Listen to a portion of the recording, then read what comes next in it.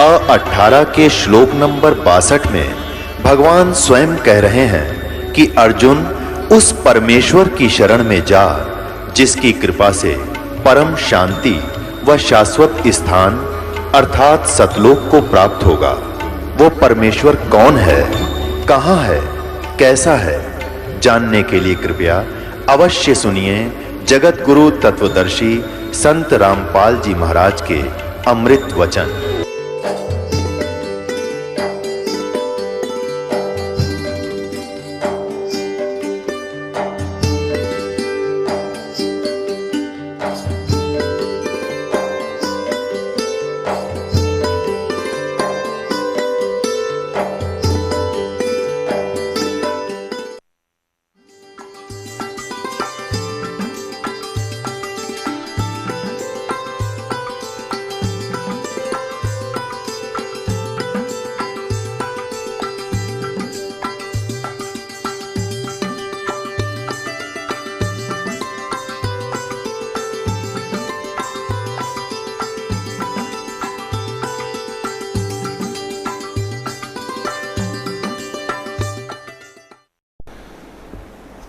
बंदी छोड़ कबीर साहेब की जय।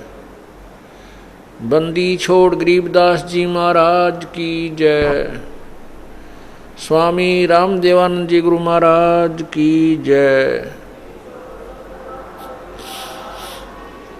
सर्व संतों की जय, सर्व भक्तों की जय, धर्मी पुरुषों की जय। श्री काशी धाम की जय, श्री छुडानी धाम, श्री करोथा धाम की जय, श्री बरवाला धाम की जय। सत साहिब कर जोरूं विनती करूं, धरूं चरण पर शीश। गुरु रामदेवानंद जी महाराज ने दियो नाम बख्शीश। कोटि कोटि सिजदा करूं, कोटि कोटि प्रणाम। चरण कमल में राखियो मैं बांधी जाम गुलाम।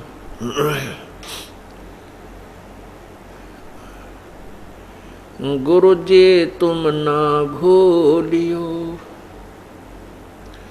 लाख लोग मिल जाए हमसे तुमको बहुत हैं, तुमसे हमको नहीं। तुम्हारे विसारे क्या बने,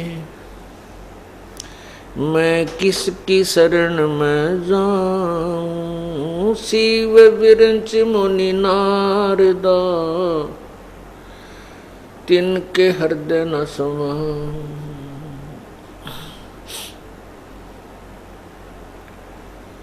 अवगुण किए तो बहुत किए,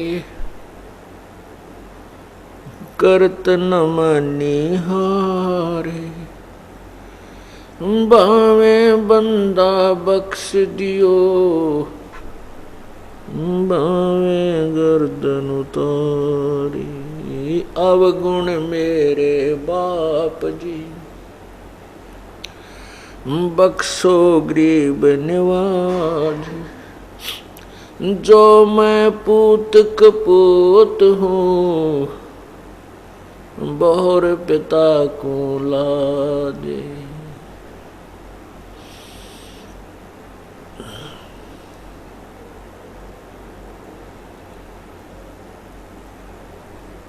गुरु बड़े गोविंद से, मन में देख विचार। हरि सुमरे सोवार हैं, गुरु सुमरे होए पार।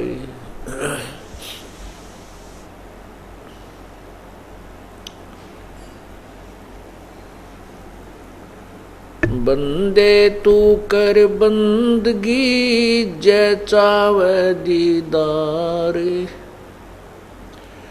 अवसर मानुष जन्म का मिले न बारंबार।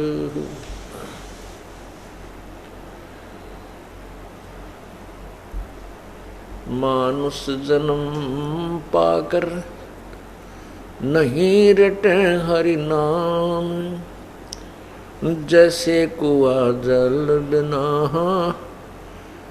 बनवायो किस काम।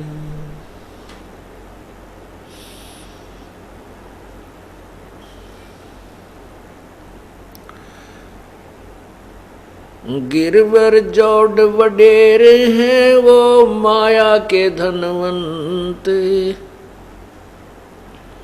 रावण की जो लुटेंगे जा पाहुनड़े न संत।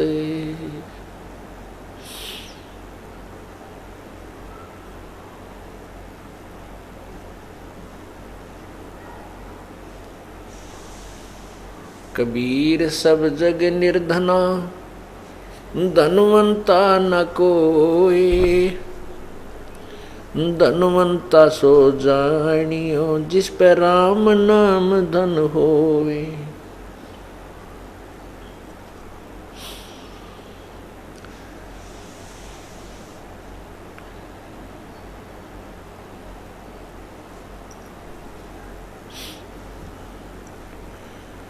परमपिता परमात्मा सारी सृष्टि के रचनहार कुल मालिक कबीर परमेश्वर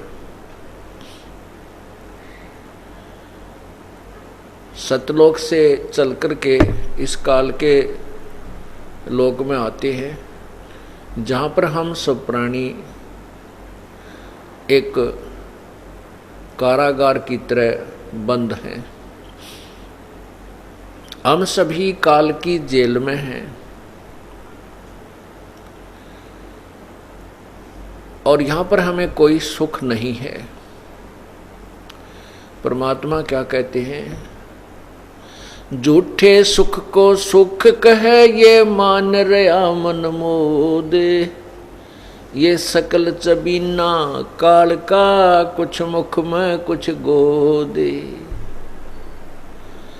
बेटा जाया खुशी हुई बहुत बजाए थाल, ये तो आवन जावन लगा हुआ है जो कीड़ी का नाड़।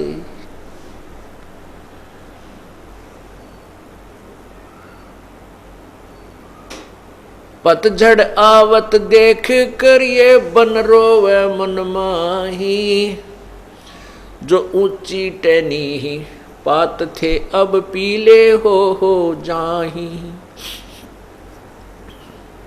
पात झड़नता न्यू कहे सुन भई तरवर राय, अब के बिछुड़े नहीं मिले न जाने कहाँ गिरांगे जाए। तरवर कहता पात से सुनो पात एक बात, यहाँ की यह रीति है एक आवे एक जात। परमात्मा ने, कबीर भगवान ने, कबीर परमेश्वर ने, कबीर परम अक्षर ब्रह्म ने स्वयं आकर के इस काल के जाल को समझाया है। इस काल के जाल को ना ब्रह्मा जी समझ सके, ना विष्णु जी समझ सके, ना शिव जी समझ सके, और तो समझेंगे कौन? जिनको हम ऋषि महर्षि कहते हैं, वो तो बहुत बाल बुद्धि के व्यक्ति थे। तत्व ज्ञान से ब्रह्मा विष्णु महेश भी अपरिचित हैं, तो ब्रह्मा, ये जितने भी ऋषि महर्षि थे ये ब्रह्मा विष्णु महेश जी तक ही सीमित थे। ये हट करके फिर एक निराकार ब्रह्म को भी साथ की साथ पैरेलल समझा करते थे। कोई ऐसी गुप्त शक्ति है जो प्रत्यक्ष नहीं होती और सब कार्य कर रही है, तो उसको वो पूर्ण निर्णायक तरीके से नहीं समझ सके। इस काल के जाल को आकर के परमात्मा समझाते हैं। क्या बताते हैं कि काल को, इस ब्रह्म को, जो ब्रह्मा विष्णु महेश जी के पूज्य पिताजी हैं, ज्योति निरंजन को श्राप लगा हुआ है 1 लाख मानव शरीरधारी प्राणियों के खाने का।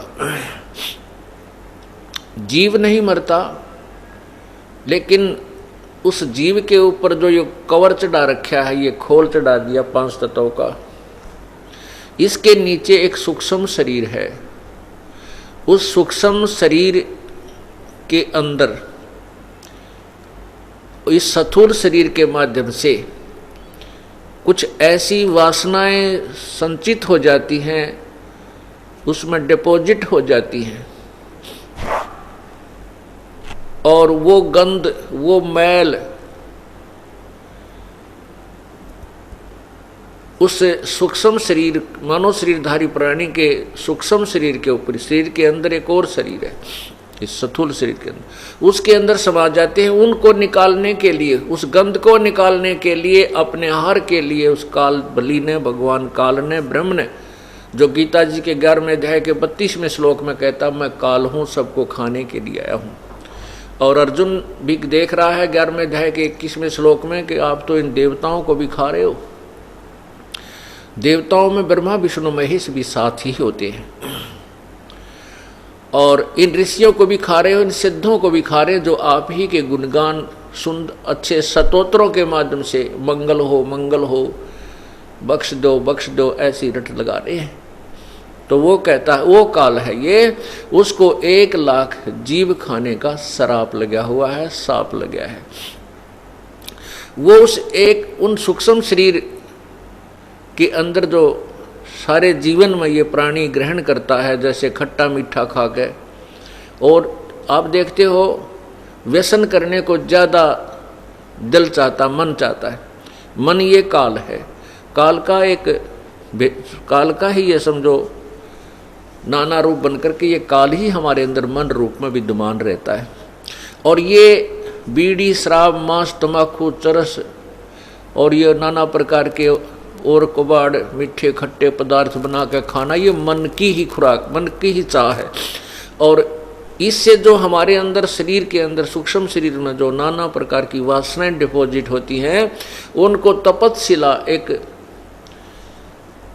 बहुत गर्म टुकड़ी है पत्थर की, बहुत अच्छी बनाई हुई है, और वह सबते प्रज्वलित रहती है, गर्म रहती है, बहुत हॉट होती है।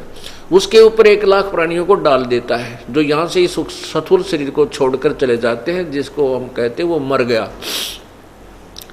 और वहाँ फिर वो उस तपतशिला के ऊपर ऐसे भूनते हैं, ऐसे चटक मटक होते हैं जैसे बुगड़े बुनिया करें, खील भूनते हैं, ऐसे वो प्राणी वहाँ उछल उछल के गिरते हैं, फिर ऊपर फिर गिरते हैं, फिर उथल पुथल के उनका पूरा गंध निकाल लेता है।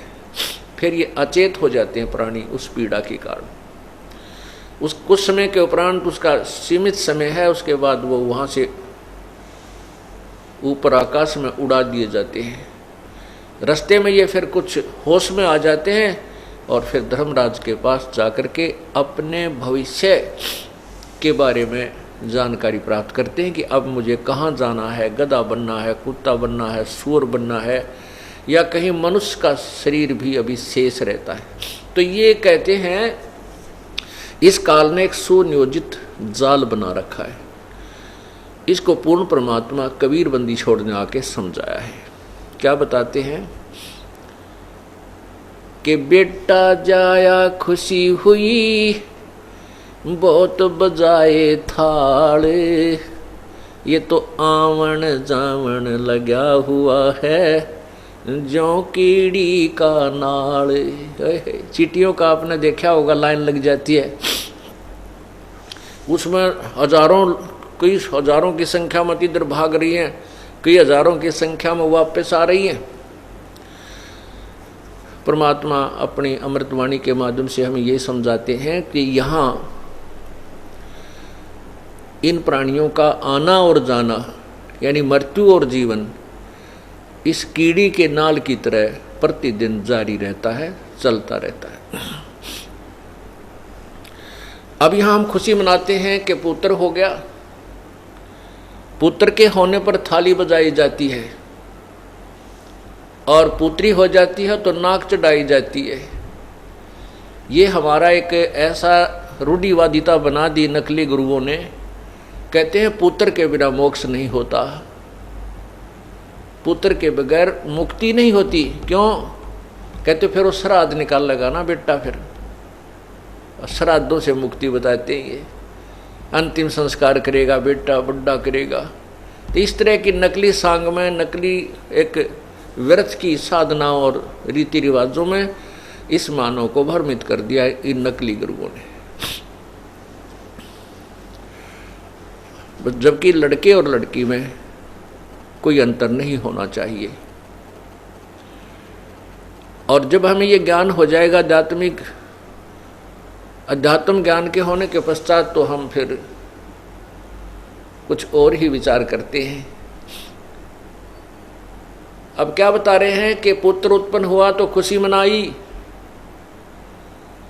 और राजा लोग तो बैंड बाजे बजा करके अपनी खुशी प्रकट करते हैं, और गरीब आदमी, जनता, साधारण जनता बेटा उन पे एक थाली लेके और उसको डंडों के साथ टनाटन करती है, खुशी मनाती है बड़ी जोर की। तो परमात्मा ये बताना चाहते हैं यहाँ क्या की खुशी मना रहे हो? आज पुत्र हुआ, 5 वर्ष का होकर एक्सीडेंट में मृत्यु को प्राप्त हुआ। ओए होए होए। बेटा उत्पन्न हुआ, पिताजी की मृत्यु होगी, किसी की बेटी मर गई, किसी की पत्नी की मृत्यु हो गई, हाहाकार मचा हुआ है। तो यहाँ परमात्मा हमें याद दिलाना चाहते हैं ये क्या कि किस उद्देश्य से, किस आधार से तुम खुशी मना रहे हो? इसलिए मना रहे हो क्योंकि तो आपको इसके एंड का ज्ञान नहीं, इससे सारे जो घटनाक्रम के अंत का तुझे ज्ञान नहीं। मौत बिसारी बावड़े, अचरज किया कोने, तन माटी में मिलेगा जो आटे में नूने।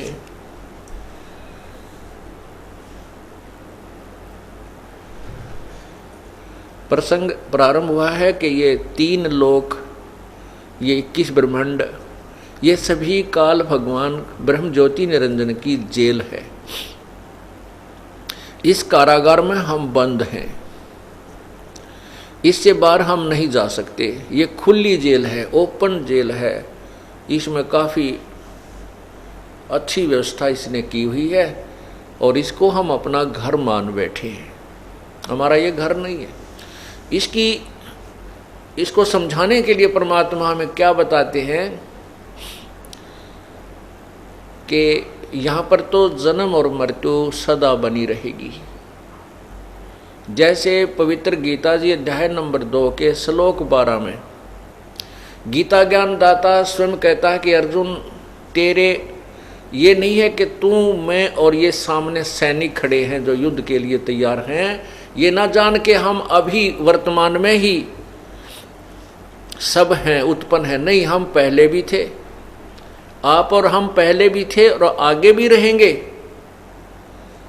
गीता जी के अध्याय नंबर 4 के श्लोक 5 में कहा है गीता ज्ञानदाता ने कि अर्जुन, तेरे और मेरे बहुत जन्म हो चुके हैं, तू नहीं जानता, मैं जानता हूं। गीता जी के अध्याय नंबर 4 के श्लोक 9 में फिर कहा है,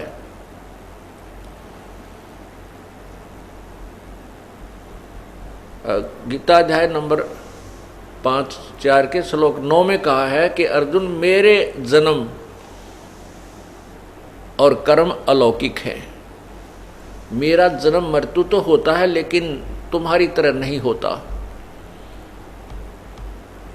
10वें अध्याय के दूसरे श्लोक में कहा है कि मेरे जन्म को, मेरी उत्पत्ति को ये देवता लोग और ऋषि लोग नहीं जानते क्योंकि ये मेरे से उत्पन्न हुए हैं।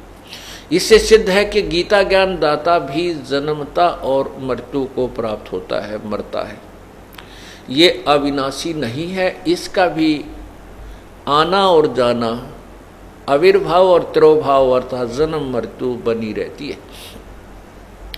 यहाँ का अंतिम जो स्थान है वो ब्रह्मलोक है, जहाँ पर ब्रह्म की साधना करने वाले साधक जाते हैं, ऋषि जन जाते हैं। गीता जी के अध्याय नंबर 8 के श्लोक 16 में स्पष्ट किया है कि ब्रह्मलोक पर्यंत, ब्रह्मलोक तक भी ये सभी लोग नाशवान हैं। इनमें भी गए हुए प्राणियों की जन्म मृत्यु होती है। अपने पुण्यों को समाप्त करके वहाँ ऊपर के लोकों में ये फिर पुण्य मृत्यु को प्राप्त होकर इस मृतलोक में आते हैं। नाना प्रकार की प्राणियों की योनियों में कष्ट भी उठाते हैं। इसलिए गीता ज्ञान दाता ने कहा कि यदि तुझे पूर्ण मोक्ष चाहिए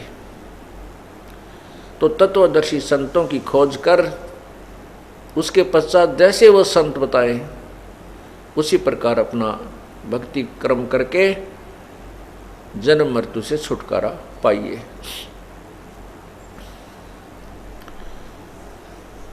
क्या बताते हैं?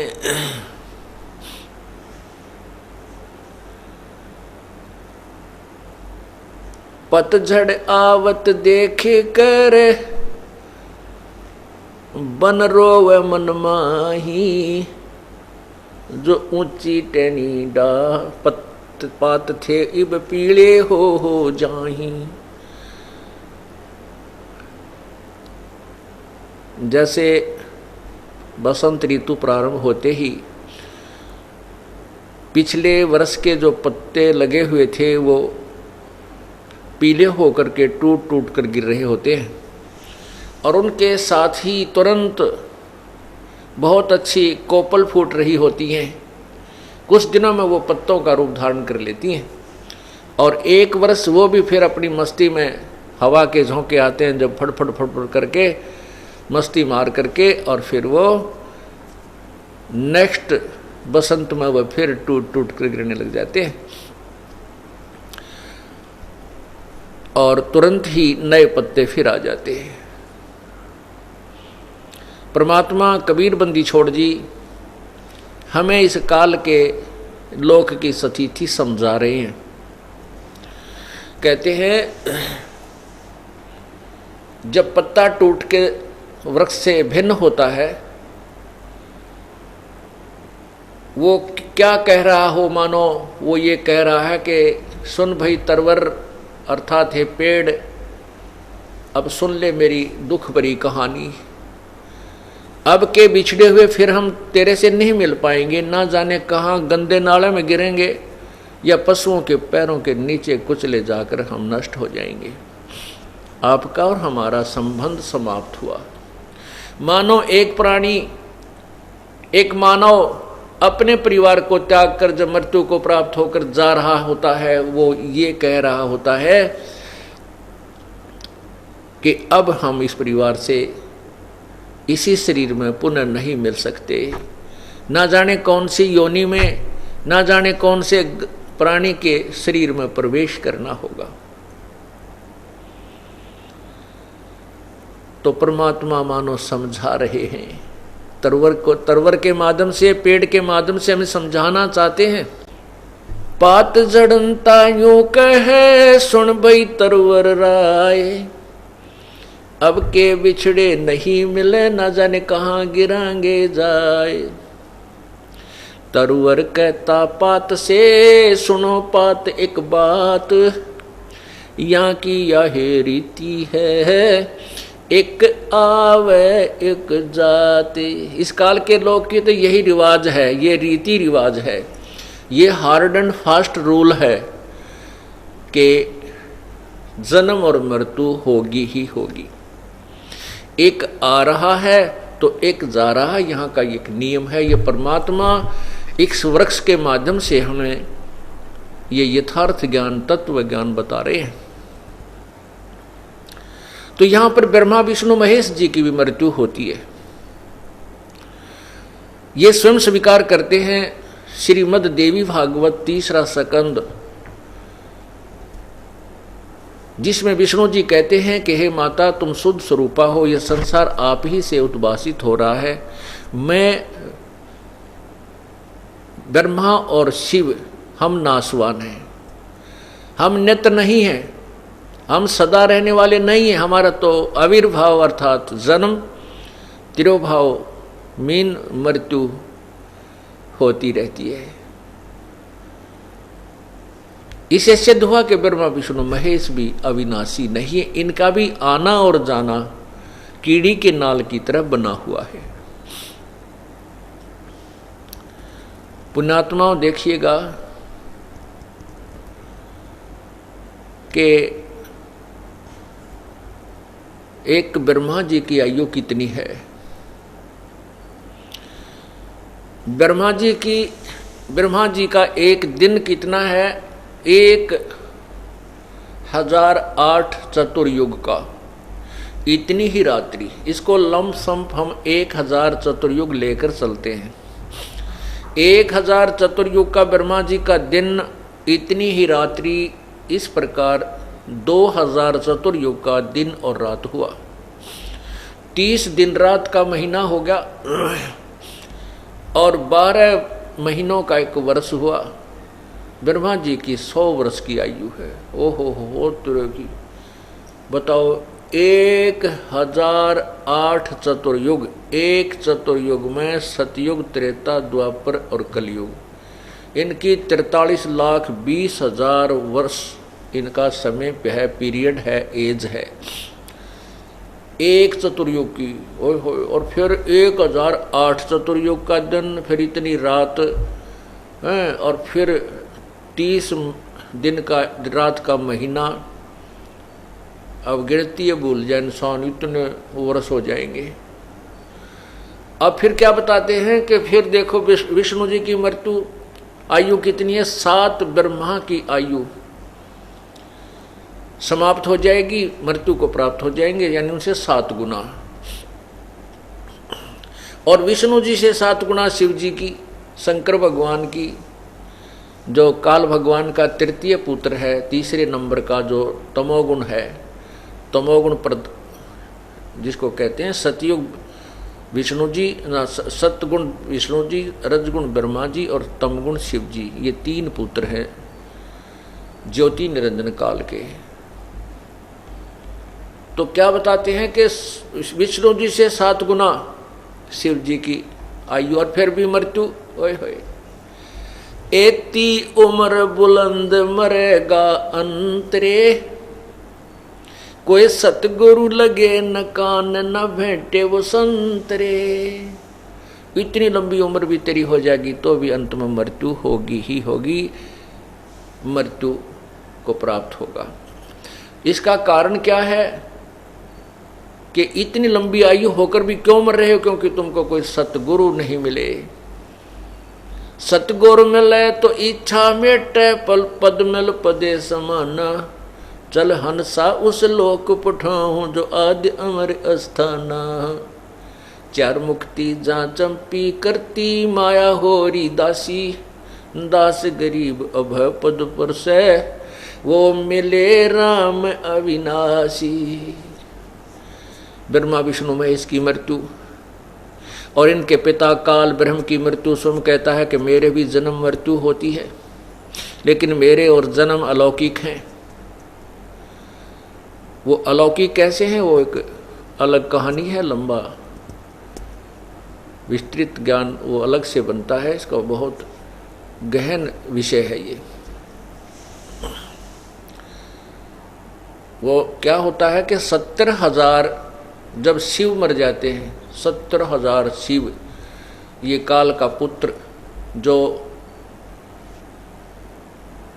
सबसे लंबी आयु युक्त है, तब एक ब्रह्मांड का विनाश हो जाता है। इसमें केवल बाहरली बाउंड्री रह जाती है, इसमें और कुछ शेष नहीं रहता, ना पृथ्वी रहती, ना यहाँ चांद सितारे रहते।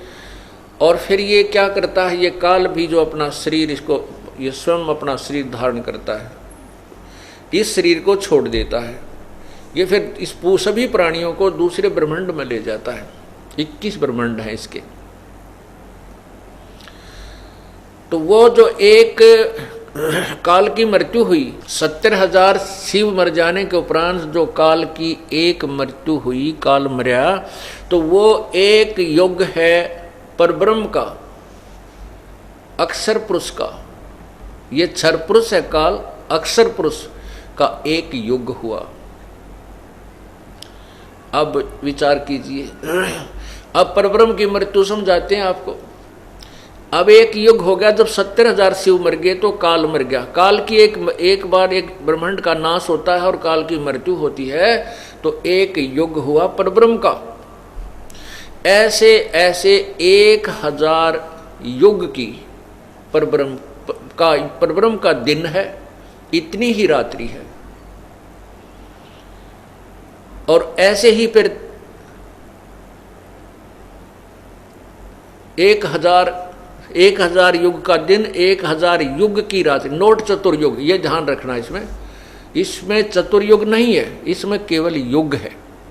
जो गीता जी के अध्याय नंबर 8 के 17 में लिखा है कि जो ब्रह्मण यानी परब्रह्म का एक दिन 1000 युग का है, इतनी ही रात्रि होती है। और उसी रात्रि के समय ये सब ब्रह्म के 21 ब्रह्मांडों का सभी प्राणी नष्ट हो जाते हैं और इनको फिर परब्रह्म के लोक में रख दिया जाता है। तो वो 1000 युग का परब्रह्म का दिन, इतनी ही रात्रि। 2000 युग के, नोट चतुर्युग, 2000 युग के दिन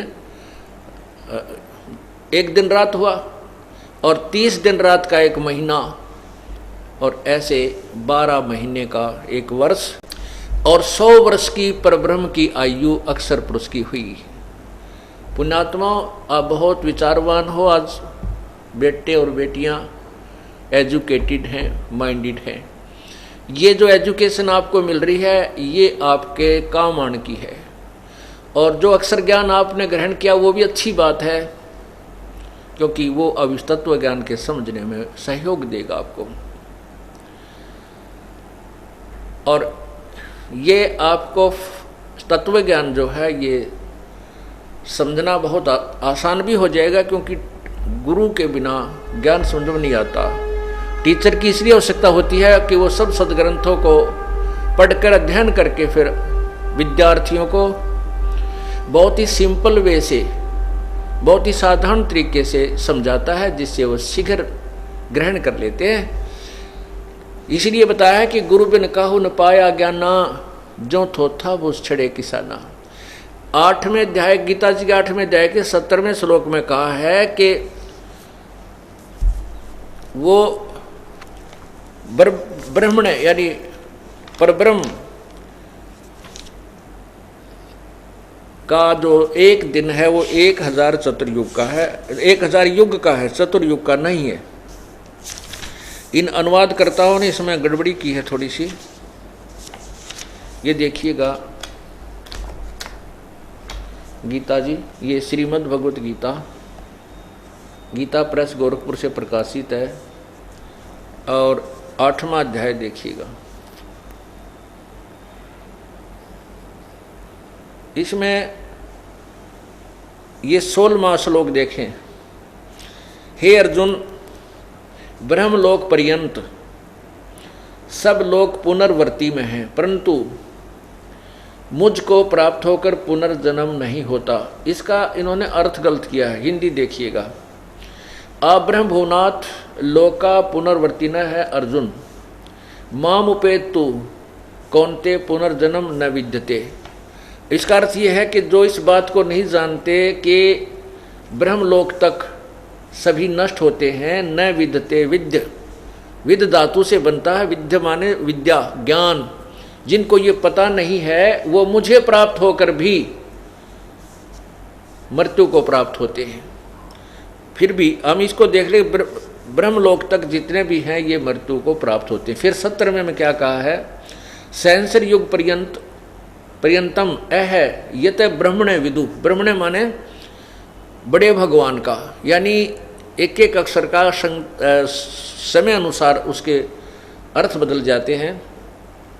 तो इसमें लिखा है कि सहस्र युग पर्यंतम, नोट चतुर्युग नहीं लिखा इसमें, ओनली सहस्र युग, 1000 युग, चतुर्युग नहीं है। और इतनी रात्रिम युग सहस्र अंताम ते अहोर रात्रि विद जना। इसका क्या अर्थ है?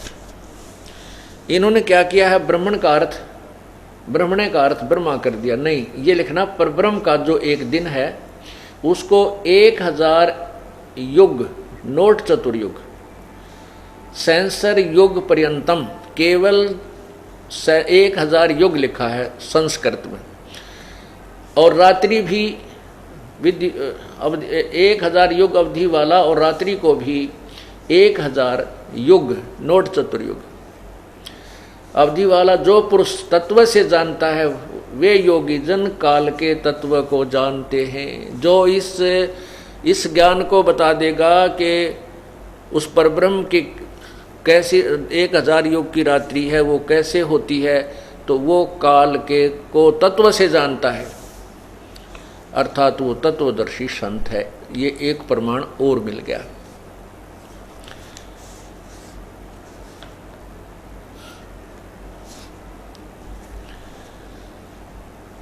अब देखो क्लियर हुई कहानी, ये कंसेप्ट तो क्लियर हो गया कि ब्रह्मा और विष्णु महेश ये भी नासवान है, इनकी जन्म मृत्यु होती है, और इनके पूज्य पिताजी ब्रह्म अर्थात ज्योति निरंजन ये भी जन्म मृत्यु के अंदर है, इसकी भी मृत्यु होती है। उसके बाद जो परब्रह्म है ये भी, इसका भी अंत होता है, इसकी भी मृत्यु होती है। लेकिन वो पूर्ण परमात्मा, ओहो, वो सभी प्राणियों के नष्ट होने पर भी कभी नष्ट नहीं होता, उसकी कभी मृत्यु नहीं होती। इसका भी ज्ञान अपनी पवित्र गीता जी दे रही है। अब आपने 8वें अध्याय का 17वां श्लोक सुना, 18, 19, 20, 21, 22, इसमें ये कति क्लियर हो जाएगा इन तीनों परमात्माओं की स्थिति। अब देखिए 8वें अध्याय का 18वां श्लोक, गीता जी अध्याय नंबर 8, और यहां देखिएगा श्लोक 18, 17 आपने पढ़ लिया। संपूर्ण चराचर भूतगण ब्रह्मा के दिन के प्रवेश काल में, ये ब्रह्मा नहीं, ये वो परब्रह्म प्रवेश काल में अव्यक्त से अर्थात परब्रह्म के सूक्ष्म शरीर से उत्पन्न होते। अव्यक्तात माने वो अव्यक्त जो दिखाई नहीं देता उत्पन्न होते हैं।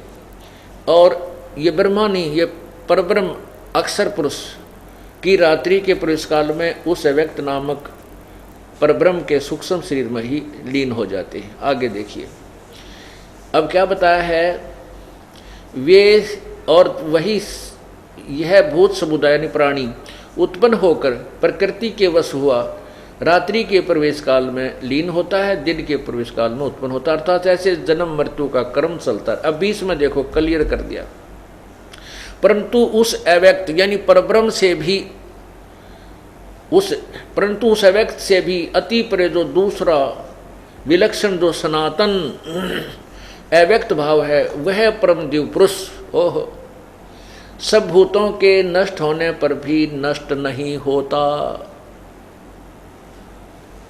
वो तीसरा जो पूर्ण परमात्मा है उसके विषय में बताया है।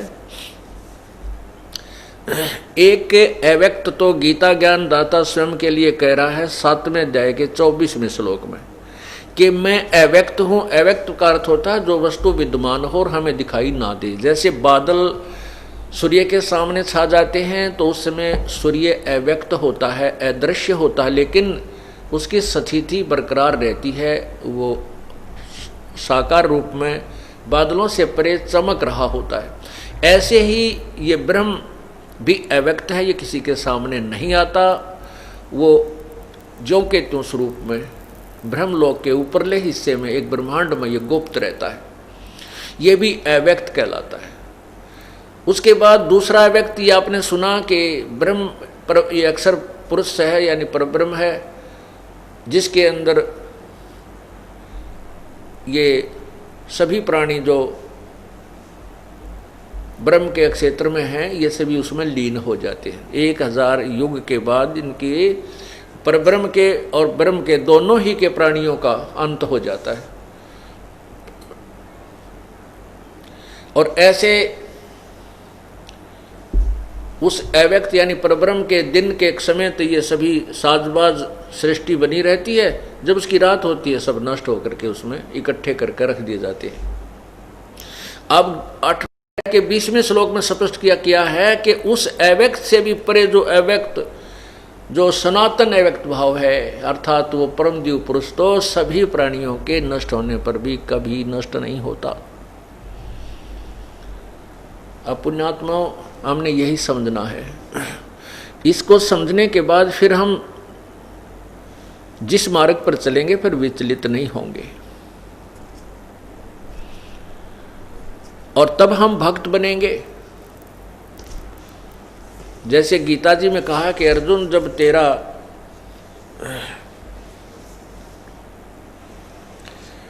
नाना प्रकार के भ्रमित करने वाले विचारों से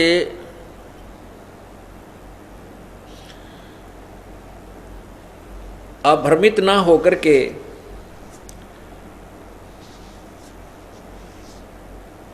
और एक तत्व ज्ञान पर आधारित हो जाओगे, तब तो तू योगी बनेगा, तब तो तू भक्त बनेगा। ये देखिएगा, गीता अध्याय नंबर 2 के श्लोक 53 में स्पष्ट किया है कि अर्जुन, जब तेरा मन नाना प्रकार के भ्रमित करने वाले विचारों से हटकर एक तत्व ज्ञान पर तो आश्रित हो जाएगा, तब तू योगी होगा, तब तो भक्ति करने के योग्य बनेगा, तू भक्त बनेगा। अब आप भक्ति अवश्य कर रहे हो, लेकिन यथार्थ ज्ञान ना होने से, साधना शास्त्रों को ना होने से आप भक्त नहीं हो, भक्ति करते हुए भी भक्त नहीं हो। अब देखिएगा वही गीता जी, श्रीमद् भगवत गीता अध्याय नंबर 2 और श्लोक नंबर 53 देखिएगा, 53। इसमें क्या है कि भांति भांति के वचनों को सुनने से विचलित हुई तेरी बुद्धि जब परमात्मा में अचल स्थिर ठहर जाएगी, तब योग को प्राप्त हो जाएगा, अर्थात तेरा परमात्मा से नित्य संयोग हो जाएगा। योगम यानी, अब इन्होंने ना अपने हिसाब से इसका अनुवाद किया है, योगम अवाप्यसी, यानी भक्ति को प्राप्त होगा जब तेरी भक्ति में रुचि बनेगी, तब तू भक्त बनेगा, योगी बनेगा। और कल आपने विष्णु पुराण में पढ़ा अध्याय 15 तृतीय अंश, उसमें क्या लिखा है कि जो श्राद्ध के विषय में ब्राह्मणों, एक ब्राह्मण जमाते हैं अपने यहाँ श्राद्ध निकालने जब, और परमात्मा कहते हैं कि ऐसे ऐसे 1000 ब्राह्मणों के सामने एक योगी अर्थात तत्व ज्ञान युक्त साधक को भोजन करा दिया जाए, अर्थात उनके सामने प्रवेश कर दिया जाए, तो उन 1000 ब्राह्मणों का भी कल्याण करे और तुम्हारे पितरों का भी कल्याण करे, तुम्हारे जो पूर्वज से उनका भी कल्याण करे, अर्थात वो तत्व ज्ञान से परिचित करा करके आपको यथार्थ भक्ति पर लगाएगा। उसके बारे में अब क्या बताया है कि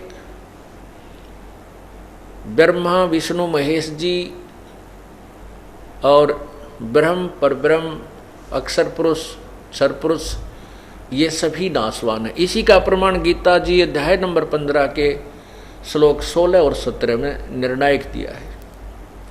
16 में कहा कि इस संसार में 2 पुरुष हैं, 2 भगवान हैं, जिसको आप आम जानते हैं, एक ब्रह्म एक परब्रह्म, एक क्षर पुरुष एक अक्षर पुरुष। इन दोनों के लोकों में प्राणी भी, जितने प्राणी हैं और ये भगवान भी, ये नाशवान हैं।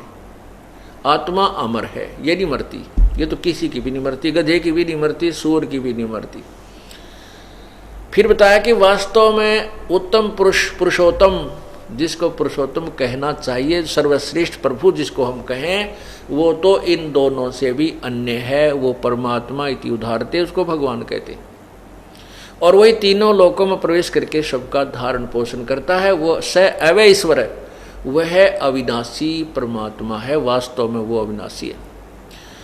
जग सारा रोगिया रे जिन सतगुरु वैद न जाण्या, जग सारा रोगिया रे, जग सारा रोगिया रे जिन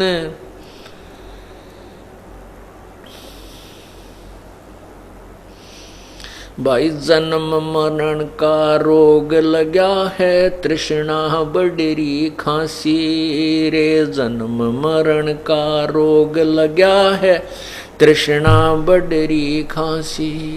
आवागवन की डोर गले में पड़ी काल की फांसी। जग सारा रो गया रे, जिन सतगुरु वैद न जाण्या। जग सारा रो गया रे, जिन सतगुरु वैद न जाण्या। जग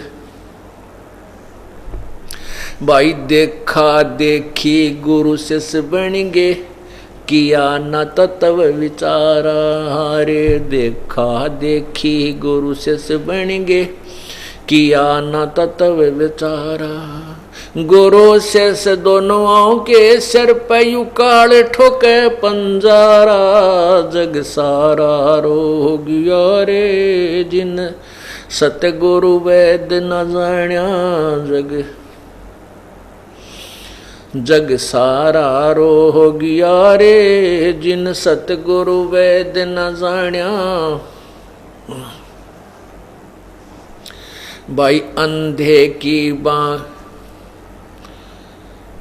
भाई सच्चा सतगुरु कोई है न पूजे, ये झूठों जगपतियासी। सच्चा सतगुरु कोई न पूजे, झूठों जगपतियासी। अंधे की बाँ गही अंधे, नय मार्ग कौन बतासी। जग सारा रो गया रे, जिन सतगुरु वैद न जाण्या। जग सारा रो गया रे, जग सारा रो गया रे, जिन जग सारा रो गया रे।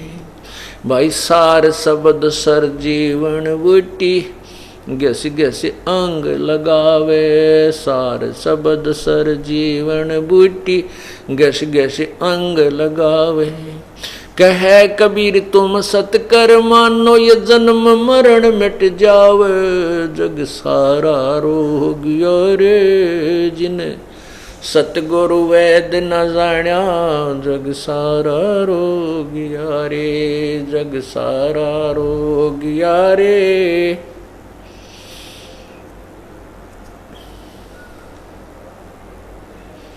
भाई सार शब्द सर जीवन बूटी, गस गस अंग लगावे। सार शब्द सर जीवन बूटी, गस गस अंग लगावे। कहे कबीर तुम सत कर मानो, ये जन्म मरण मिट जावे। जग सारा रो गया रे, जिन सतगुरु वैद न जाण्या। जग सारा रो गया रे, जग सारा रो गया रे, जिन सतगुरु वैद न जाण्या। जग सारा रो गया रे। अब इसमें निर्णायक ज्ञान दिया प्रभु ने कि जन्म मृत्यु का रोग लगा, और ये तृष्णा बढ़ रही खांसी। आने जाने की जन्म और मृत्यु का है, आवन जावन की डोर गले में पड़ी काल की फांसी। काल ने हमारे फांसी डाल रखी है, हम इस कैद में फिट कर रखे हैं, बंद कर रखे हैं, और ये कर्मों के बंधन में हमें बांध रखा है, कर्मों की बेड़ी लगा रखी है।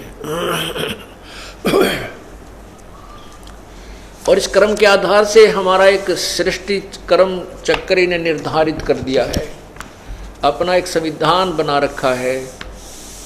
परमात्मा के विधान अनुसार ये प्राणी जन्मता और मृत्यु को प्राप्त होता रहता है। जैसे ऑटोमेटिक सिस्टम इसने बना रखा है। प्रत्येक प्राणी के अंतःकरण के अंदर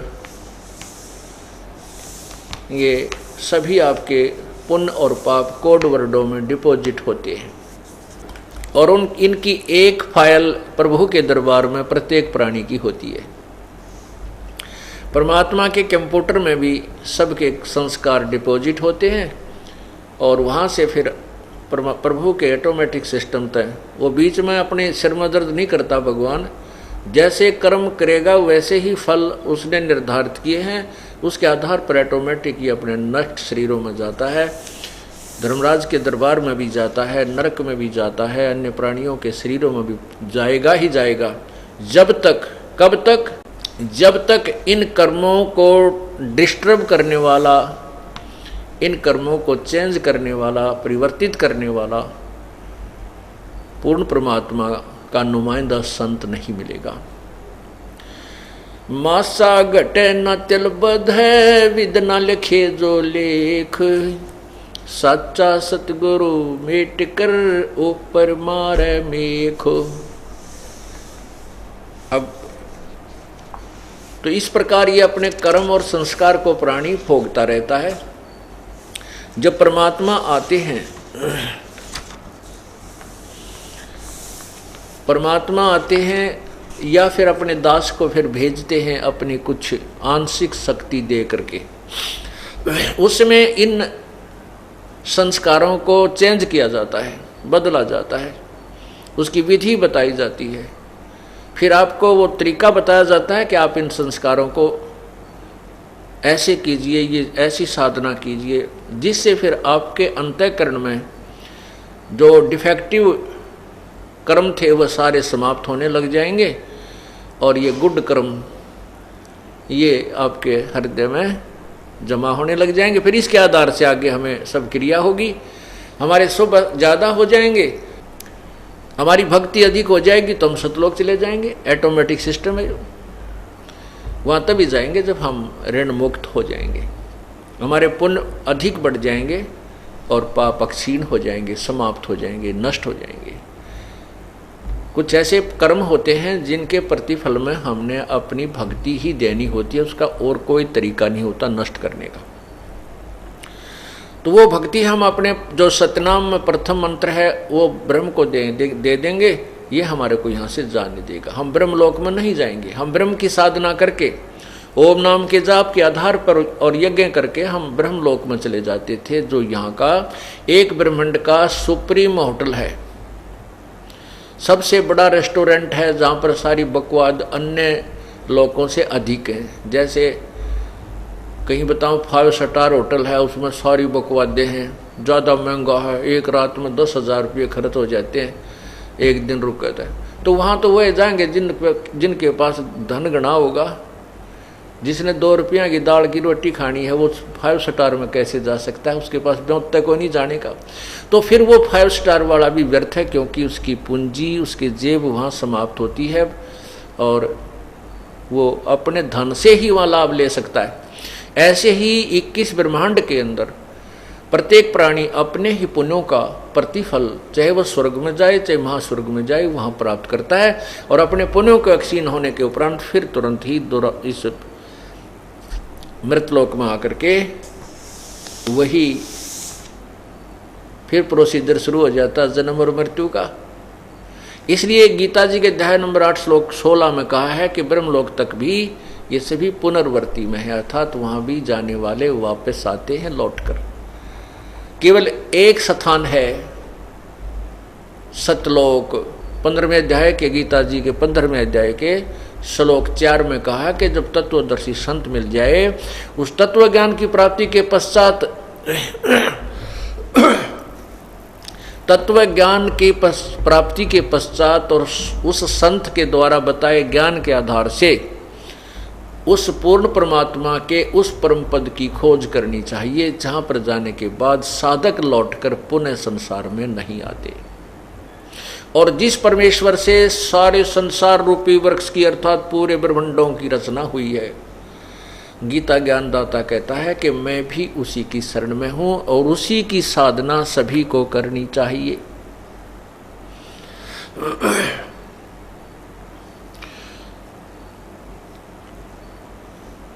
अब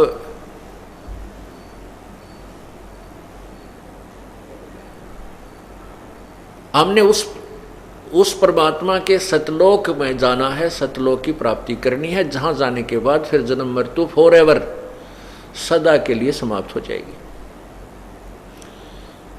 उसका तरीका यही है कि ब्रह्म तक के जो ब्रह्मा विष्णु महेश की जो हम आपको प्रथम साधना बताते हैं, दुर्गा की, गणेश जी की, ये तो हमारे यहाँ के जो संसारिक, जब तक हमने यहाँ रहना है पृथ्वी लोक में, इस ब्रह्मांड में, 21 ब्रह्मांडों में, तो यहाँ हमें इन जाप की कमाई से यहाँ कुछ सुविधाएं मिलेंगी। फिर हम ब्रह्म को दे देंगे अपना जो ओम नाम के जाप की कमाई, हम ब्रह्मलोक में नहीं जाएंगे, वहाँ भी मृत्यु को प्राप्त होते हैं। अपने ही जेब, अपने पुण्यों को हम समाप्त करते, नष्ट कर देते। जो गीता जी अध्याय नंबर 18 के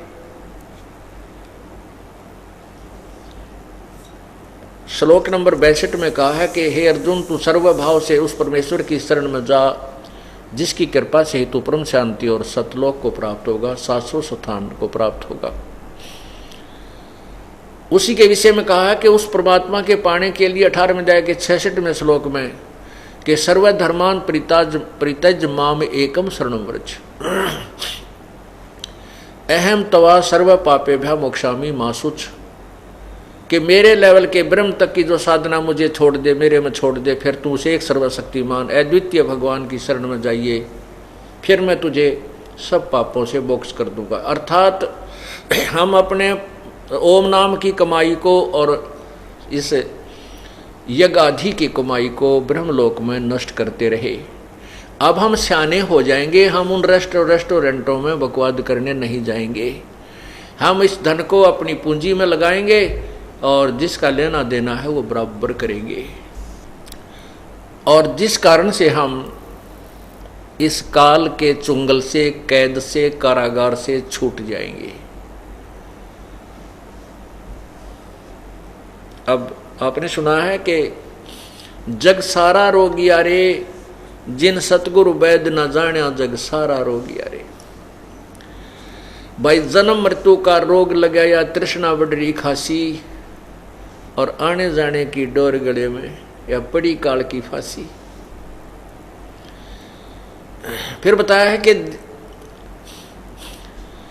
सच्चा सतगुरु कोई ना पूजे, इन झूठों जगपतियासी। ओए होए, परमात्मा स्वयं आए थे, चारों युगों में आए हैं प्रभु पूर्ण परमात्मा, लेकिन इन नकली ऋषियों, महर्षियों और अज्ञानी लोगों ने हमारे को परमात्मा नहीं पहचानने दिया। अपनी दंत कथा बनाकर प्रभु की कुछ और ही थ्योरी बना दी। परमात्मा निराकार है, वो दिखाई नहीं देता, वो इन द मैन फॉर्म नहीं आता, वो मनुष्य शरीर में कभी नहीं आता। देखो सदग्रंथों में ये भी लिखा है कि जो यहाँ का भगवान है, ये काल प्रभु ने कसम खाई है कि मैं अपने यथार्थ रूप में, काल रूप में किसी को दर्शन नहीं दूंगा। तो ये क्या करता है कि अपने पुत्रों के रूप में, कभी ब्रह्मा के रूप में, कभी विष्णु के रूप में, कभी शिव के रूप में प्रकट हो जाता है। जो ऋषि महर्षि ब्रह्म की साधना करते थे, वेदों अनुसार साधना करते थे, उनके अनुष्ठान पूरे होने पर भी ये आकाश में विष्णु रूप में दिखाई दे जाता था। किसी को जो शिव रूप में दिखाई दे जाता तो वो शिव का पुजारी बन जाता था, कोई विष्णु का पुजारी बन जाता, जो वेदों के साधक भी, क्योंकि वो वेदों को समझ नहीं सके।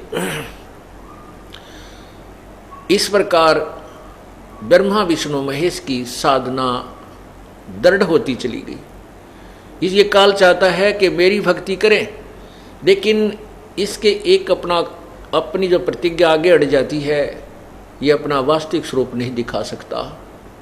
इसलिए इसने ब्रह्मा विष्णु शिव के रूप माना पड़ता है। इसलिए प्राणी सब ब्रह्मा विष्णु महेश तक ही सीमित रह जाते हैं और इन्हीं की पूजाओं में लगे रहते हैं। फिर ये भी कहता है कि ये बुद्धू इन तीनों गुणों की भक्ति के द्वारा जिनका ज्ञान हरा जा चुका है, ये राक्षस स्वभाव को धारण किए हुए मनुष्यों में नीच दुष्कर्म करने वाले मुझे भी ना भजते। ये फिर बाद में ये भी पछताता है, ये भी चिल्लाता है कि ये मेरी भक्ति भी ना करते, ये ब्रह्मा विष्णु महेश तक ही सीमित हो गए हैं। 7वें अध्याय के 12 से लेकर 15 श्लोक में स्पष्ट किया है। और अपने विषय में गीता ज्ञान दाता 7वें अध्याय के 16 से लेकर 18 तक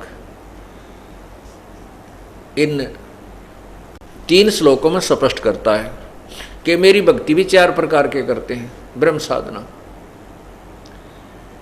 एक तो अर्थार्थी, अर्थार्थी माने जो धन कमाने के लिए जो अनुष्ठान करते हैं प्रभु से, वो वेदों के मंत्रों से ही करते हैं, वो अन्य किसी और किताब बुक को सहयोग नहीं लेते। जैसे जय गणेश देवा इस तरह की जो आरतियाँ बना रखी हैं, ये नहीं वो प्रयोग करते, वो केवल वेदों के ही मंत्रों से अनुष्ठान करते हैं। जैसे उसी के आधार पर इन संतों ने, ऋषियों ने गायत्री मंत्र बना रखा है, ओम भूर्भुवः स्वः तत्सवितुर्वरेण्यं भर्गो देवस्य धीमहि धियो यो न प्रचोदयात्। तो ये लोग केवल वेदों के मंत्रों से ही करते हैं अनुष्ठान, धन कमाने के लिए या आर्थ संकट निवारण के लिए। और तीसरे जिज्ञासु होते हैं जो परमात्मा की महिमा से परिचित होने का प्रयत्न करते हैं, जो ज्ञान ग्रहण करते रहते हैं और बाद में वे स्वयं ही ज्ञानी बनकर वक्ता बन जाते हैं, लेकिन कल्याण नहीं करवाते, वो जिज्ञासु हैं। ये तीनों के तीनों व्यर्थ बताए। और चौथा जो ज्ञानी है, ज्ञानी का अर्थ है जिसको ये पता लग गया कि भी मनुष्य जीवन बार बार नहीं मिलता, और मनुष्य जीवन प्राप्त करके यदि हमने आत्म कल्याण नहीं करा तो हम अपना जीवन व्यर्थ कर जाएंगे। फिर उसको ये भी ज्ञान हो जाता है कि वेदों में लिखा है कि एक ही परमात्मा जिसकी पूजा करनी चाहिए, जैसे गीता जी में आपने पढ़ा, और गीता ज्ञान दाता भी कहता है मैं भी उसी की शरण में हूँ, उसी की पूजा दृढ़ निश्चय से करनी चाहिए, उससे पूर्ण मोक्ष प्राप्त होता है। तो उन ऋषियों ने, ज्ञानियों ने वेदों का निष्कर्ष स्वयं ही निकाला। उनको तत्वदर्शी संत नहीं मिला, क्योंकि उसमें गीता जी के अध्याय नंबर 4 के श्लोक 34 में स्पष्ट किया है कि 34 में स्पष्ट किया है कि तत्वदर्शी संतों की खोज करो, वो तत्व ज्ञान, वास्तविक जो ज्ञान है वो बताएंगे। और 8वें अध्याय के 4थे अध्याय के 32वें श्लोक में स्पष्ट किया है कि जो कोई तो देवताओं को पूजता है, कोई अपने ही आधार से को प्राणायाम आदि करके श्वास उश्वास की क्रिया कोई मोक्ष मानता है, कहते ये नहीं। पूर्ण परमात्मा ने अपने मुखारविंद से अपने मुख्य ज्ञान में, तत्व ज्ञान में नाना प्रकार की बहुत सी विधियां बताई हैं, उनको समझो, उनको सुनो, और वो तत्वदर्शी संत बताएंगे, उनके पास जाइए। ऐसे ही यजुर्वेद के अध्याय नंबर 8 के 40 के श्लोक 10 में स्पष्ट किया है कि कोई तो परमात्मा को साकार कहता है, जन्म लेने वाला, कोई निराकार कहता है, न जन्म लेने वाला। इसके विषय में यथार्थ ज्ञान तो तत्वदर्शी संत बताएंगे, उनसे सुनो। तो उन ऋषियों ने ये श्लोक भी पढ़े, पर यहाँ बुद्धि ना गई, क्योंकि काल कहता है इन सभी जितने मेरे अंतर्गत ऋषि महर्षि हैं, इनकी बुद्धि, इनका बल और बुद्धि मेरे हाथ में है। ये इनको ओपन नहीं होने देता, बुद्धि को बंद रखता है। ये तो कबीर परमात्मा आते हैं, अपनी शक्ति से हमें दृढ़ता के साथ तत्व ज्ञान के ऊपर आश्रित करते हैं। और यजुर्वेद के अध्याय नंबर 40 के श्लोक मंत्र 17 में स्पष्ट किया है, वेद ज्ञानदाता कहता है कि वो परमात्मा तो ऊपर प्रोक्ष है, अव्यक्त है, गुप्त है, और मैं स्वर्ग में हूं, आकाश में। मेरी साधना करता है, मुझे प्राप्त होता है, जो उसकी साधना करता है उसके पास चला जाता है।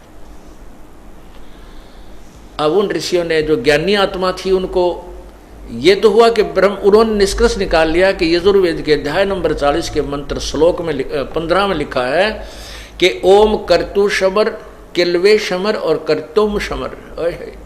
ओम नाम का जाप काम करते करते सिमरन करो, विशेष कसक के साथ किल्वे सिमरन करो, और अपना परम कर्तव्य समझकर सिमरन करो।